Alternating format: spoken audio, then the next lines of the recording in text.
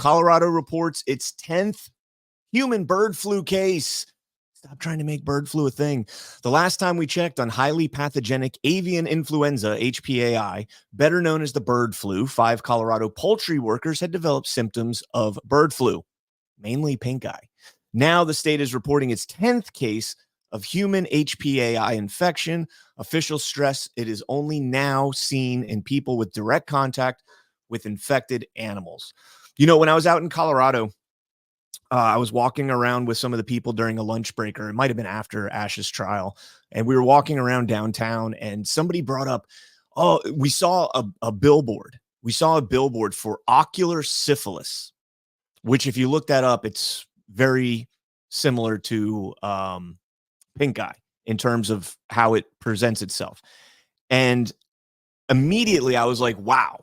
When my wife was driving me to the airport to come out to Colorado, we heard an ad on the radio in South Florida for ocular syphilis.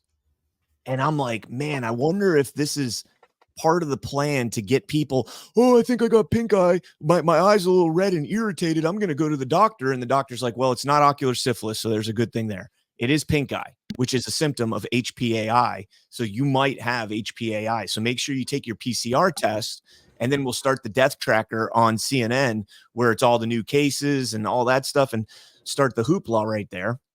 Right. If you jump down here, Dr. Kat Lindley says, here we go, lockstep once more. Bird flu narrative. UPenn works on mRNA product for the bird flu. Moderna gets $176 million in contracts from HHS to make the new mRNA product. HSS secretary expands emergencies to include the bird flu and gives the authority to FDA to issue an EUA. It says down here, bird flu may be the early contender for the 2024 election cycle pandemic. However, I suspect the public will not be inclined to take the guidance, as we are still recovering from what the quote-unquote experts did in 2020.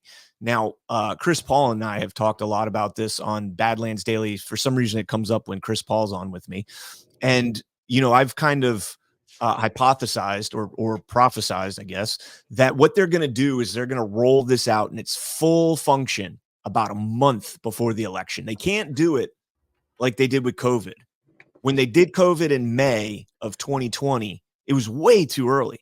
By November, we're like, this is bullshit. By November, we're like, okay, this is a 0.3% death rate if you have COVID.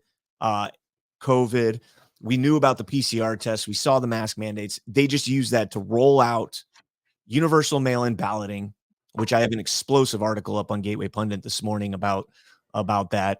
So please check that out after the show and share it out.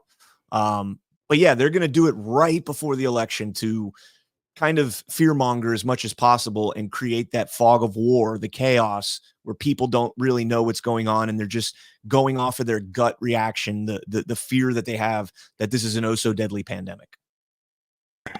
Yeah, go ahead and try. I don't give a shit. I don't even know very many normal or leftist folks in my life who are going to go for it this time. If you go for it this time, you're probably part of that 4 to 6% that's just never going to wake up.